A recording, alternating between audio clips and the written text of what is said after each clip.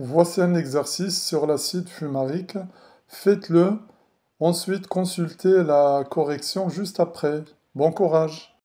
Bien, nous allons passer à la résolution de l'exercice concernant l'acide fumarique. Bon, la première question, c'est trouver la formule développée de la molécule de l'acide. Bon, je vais rappeler quand même l'écriture donnée dans le sujet.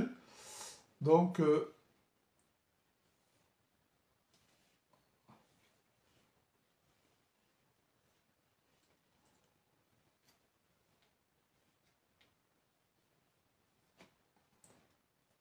cette formule qui est donnée dans le sujet s'appelle la formule topologique. Voilà. Ça, c'est l'écriture topologique de la molécule de l'acide fumarique et on vous demande de donner la formule développée. Donc sachez qu'il existe différentes formules. Vous avez la formule brute qui indique le nombre d'atomes et puis le type d'atome de la molécule. Vous avez la formule semi-développée qui ne montre que les liaisons entre les carbones. Et vous avez la formule développée qui montre toutes les liaisons chimiques entre les atomes. Et en plus, vous avez la formule topologique qui ne montre pas explicitement les atomes de carbone et des atomes d'hydrogène qui sont liés au carbone. Par contre, il met en évidence les autres atomes autres que le carbone. On appelle ça des atomes hétérogènes, ça veut dire l'oxygène, le soufre, le phosphore, le chlore, voilà. Et tous ces atomes-là, on doit les mettre en évidence, et quand il y a un atome d'hydrogène lié à ces atomes, on est obligé de le représenter, parce que autrement, on ne peut pas savoir quelle est la liaison sur l'atome de O ici, par exemple, c'est-à-dire l'oxygène. Ça peut être un autre atome autre que le H. Par contre, les carbones, on ne les montre pas, c'est-à-dire on ne les écrit pas explicitement, ainsi que les atomes d'hydrogène qui sont liés à ces atomes de carbone. Donc retenez que dans la formule topologique, tous les coins qui sont là, que je vais mettre en rouge, en fait, ce sont des atomes de carbone. Ici, là, à chaque fois qu'il y a un changement, bien sûr, de direction de la liaison, c'est un carbone. Là aussi, c'est un carbone. Donc, vous voyez que la partie rouge, ce sont des carbones.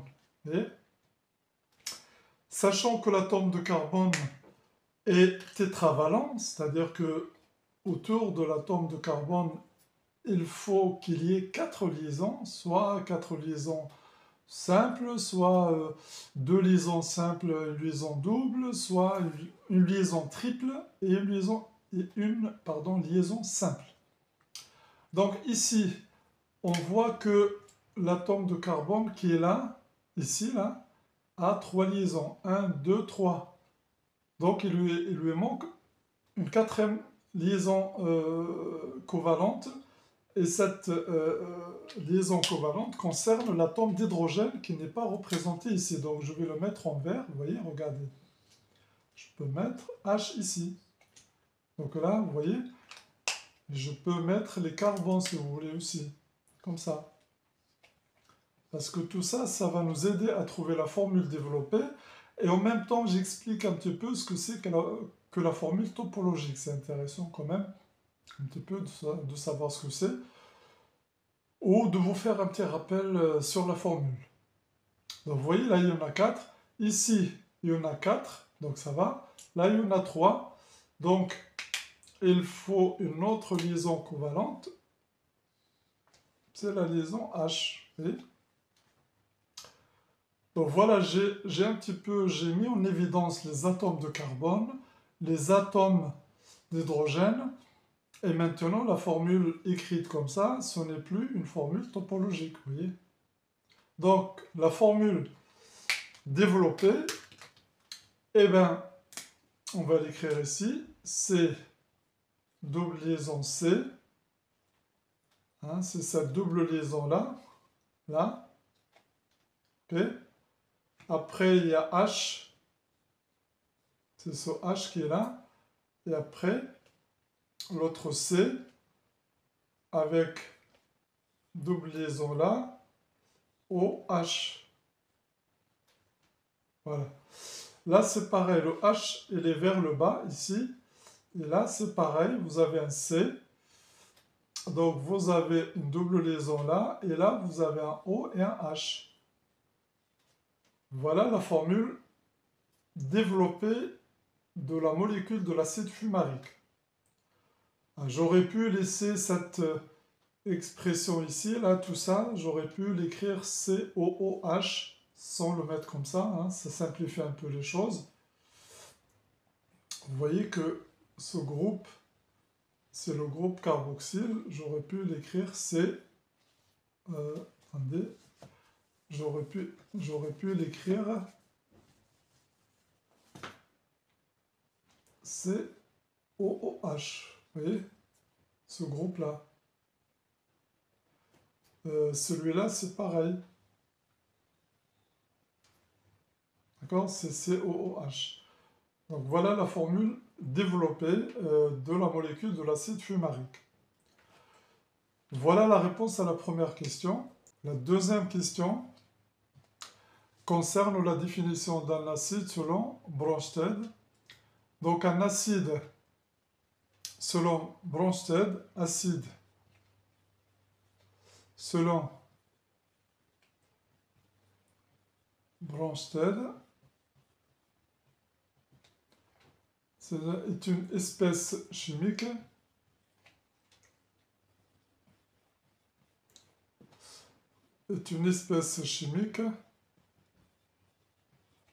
capable de donner ou bien de céder, de donner un ou plusieurs protons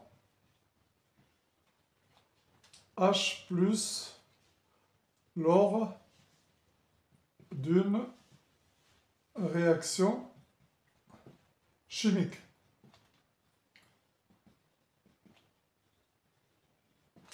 Voilà la définition donnée de façon un petit peu détaillée. Et par la même occasion, je rappelle qu'une base au sens de Bronsted est une espèce chimique capable de capter un ou plusieurs protons lors d'une réaction chimique. Vous voyez que l'acide, il donne, et la base reçoit des protons lors d'une réaction chimique. Bien. La troisième question, 3, montrer que l'acide fumarique est un diacide. Diacide, ça veut dire quoi? Ça veut dire que il possède deux groupes carboxyliques. Donc si je rappelle la molécule, bien sûr qu'on a vu tout à l'heure, COOH, avec un H ici, avec un H ici, et là, COOH. Donc vous voyez que il possède deux groupes carboxyliques, COOH, COOH, et donc il est capable de libérer un H+ ici, et capable de libérer un H+ là aussi. Donc, l'acide fumarique est qualifié de diacide. Voilà. Voilà, diacide, ça veut dire qu'il libère, vous voyez, deux protons parce qu'il a deux groupes carboxyliques. Voilà concernant la question numéro 3. Bien, on passe maintenant à la question 4 et on vous demande de calculer la concentration de l'acide dans la solution préparée. Donc, par définition,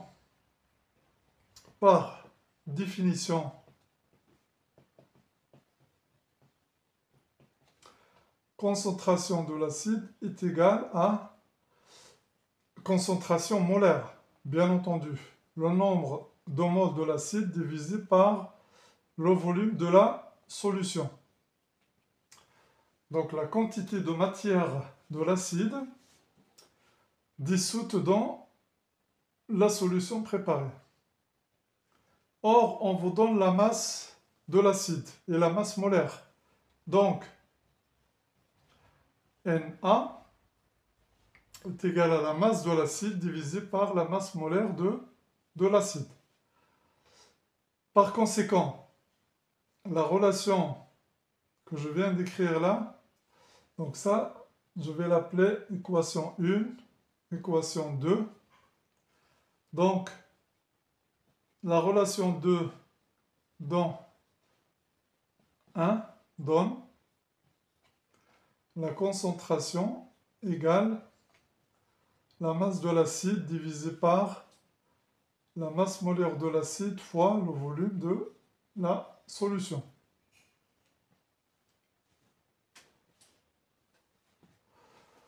Voilà, faites attention bien sûr aux unités. Donc les unités qu'on va utiliser ici, masse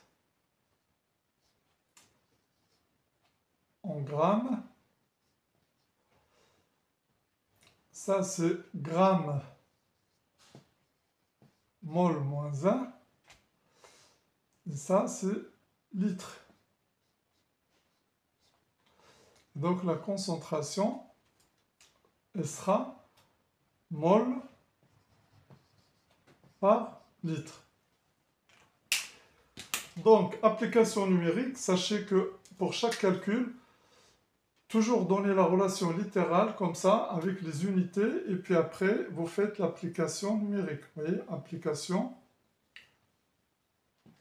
numérique.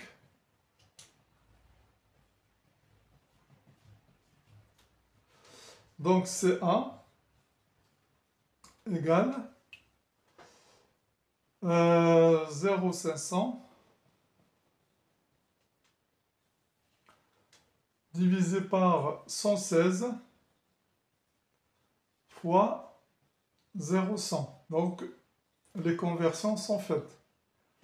De millilitres en litres, voilà, de milligrammes en grammes, etc. Donc ça va nous donner 4, 31, 10, moins 2 mol par litre. Voilà la réponse à la question 4. Je rappelle qu'il faut connaître la définition d'une concentration molaire. Il faut savoir connaître aussi la définition de la relation entre la masse d'une espèce chimique, la masse molaire et la quantité de matière, c'est-à-dire cette relation est très très importante. Voilà, et puis faire l'application numérique.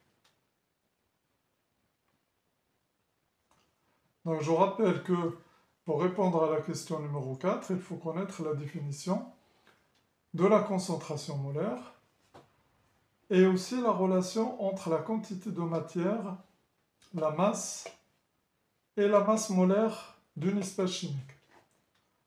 Et ensuite faire l'application numérique. Voilà la réponse à la question numéro 4. Bon, on passe maintenant à la question numéro 5.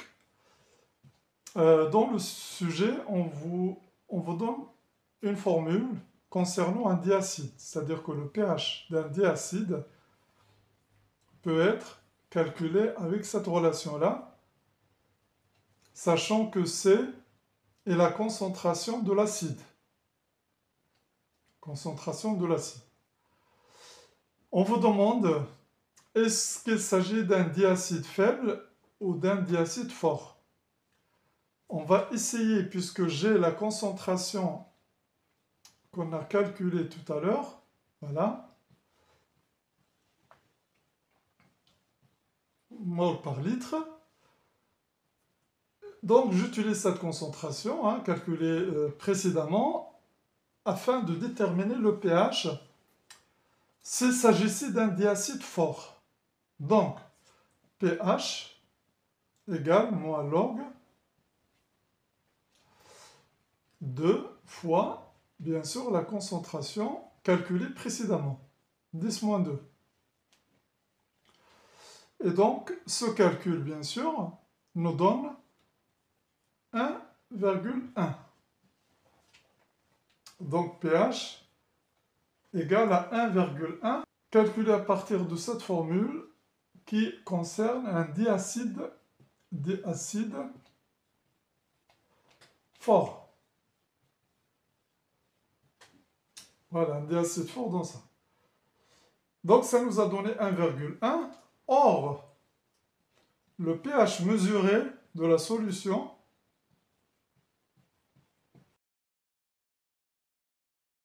de pH égale 2,4. C'est donné dans le sujet. Donc, on a mesuré un pH de 2,4. Et si on suppose que le diacide est fort, on doit trouver 1,1. Donc, cela prouve que le diacide n'est pas fort. C'est un diacide faible. Voilà la réponse à la question. Donc, c'est un diacide faible. Bien, on passe maintenant à la question 6. Je rappelle la formule développée de l'acide fumarique.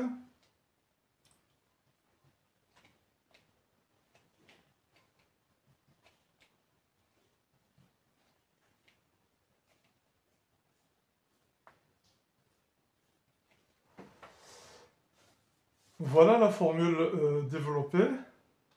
On vous donne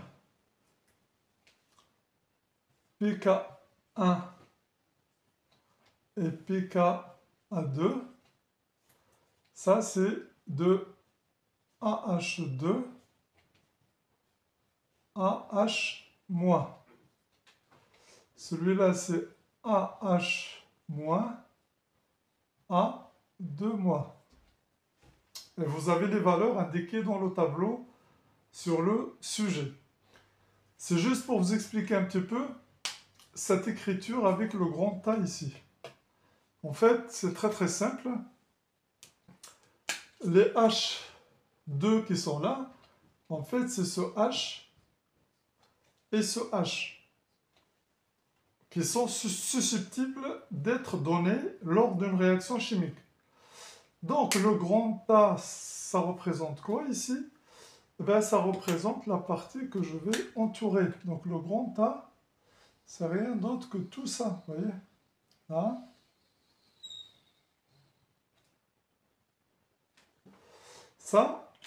Ça représente le grand A, vous voyez, pour simplifier. Donc, on a grand A, H2, ça et ça. Ensuite, AH1, c'est-à-dire avec ce proton, par exemple, qui est donné. Hein, d'accord? Et avec un moins ici. Ah, je ne vais pas représenter la molécule. Vous voyez, là, ce proton part et ça laisse un moins sur le haut. Donc, ça donne AH-. A, c'est tout ça. H, c'est celui qui reste. Et le moins, c'est le moins, bien sûr, généré par le départ de H+. Ensuite, AH-, c'est toujours le même. A2-. Alors, ça veut dire quoi ça? Ça veut dire que le A2-, ça veut dire que ce proton est parti et celui-là aussi. Donc, vous voyez que vous avez un diacide. Dans un premier temps, vous avez ce couple. Et dans un second temps, vous avez ce couple-là. Et par la même occasion, je vais vous rappeler une définition très très intéressante et importante d'une espèce chimique qui peut jouer le rôle d'une base dans un couple et d'un acide dans un autre couple. C'est le cas de AH-. Donc on appelle cette espèce, je vais vous rappeler quand même le nom, c'est une espèce amphotère. Comme l'eau, par exemple, est une espèce amphotère. C'est une espèce qui joue le rôle d'une base dans un couple et d'un acide dans un autre couple. Donc voilà un petit rappel quand même sur l'écriture donnée sur le sujet, sur la molécule, et maintenant on va répondre à la question. Donc la question c'est très très simple. On vous demande le pH de l'estomac, pH égale à 2, estomac. Donc quelle est la forme qui domine de ces espèces chimiques? Est-ce que c'est le AH2, AH-, A2-? Donc voilà, quelle espèce chimique, bien sûr, domine dans l'estomac, sachant que son pH égale à 2. Donc, qu'est-ce qu'il faut faire dans ce cas-là? Ben, il faut faire le diagramme de prédominance. Seulement ici, j'ai deux, c'est-à-dire un diacide, si vous voulez. Mais c'est exactement pareil. Vous voyez, regardez, je vais tracer l'axe. Voilà. Donc ça, c'est pH 0,14. Bon, 7, c'est à peu près ici. Je ne vais pas respecter, bien sûr, l'échelle, mais je vais vous donner quand même une idée sur la réponse. Tout d'abord, je vais mettre le pKa1. Et les données dans le sujet, il vaut 3. Donc, je vais, admettons ici. Ça, c'est pKa1. Donc, c'est 3. Là. Ensuite, le pK, sachez que l'échelle n'est pas respectée, hein, d'accord? pKa2. Le pKa2, c'est 4,4. Donc, tout d'abord, sur le pKa1. pKa1, on a dit que à gauche, c'est l'acide qui domine, et à droite, c'est la base. Donc, pKa1, c'est pour ce couple-là. Donc, AH2 domine ici, et là, c'est AH-.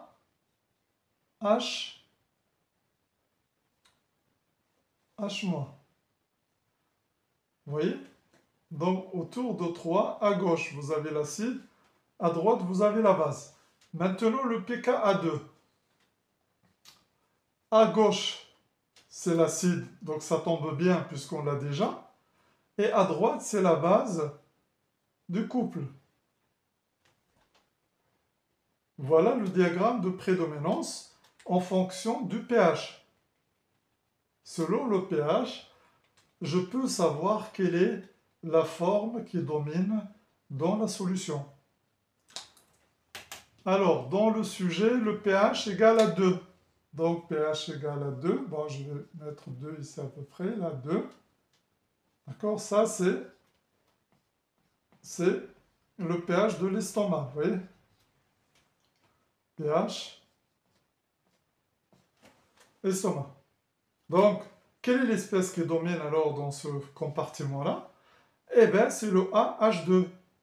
C'est le diacide fumarique. Donc, c'est cet acide-là qui domine, bien sûr, dans l'estomac à ce pH égal à 2. Donc voilà un petit rappel aussi bien sur les couples acido-basiques et le pKa et sur le diagramme de prédominance, comment il faut le mettre à sa place et comment on doit le remplir. Au revoir et à la prochaine fois.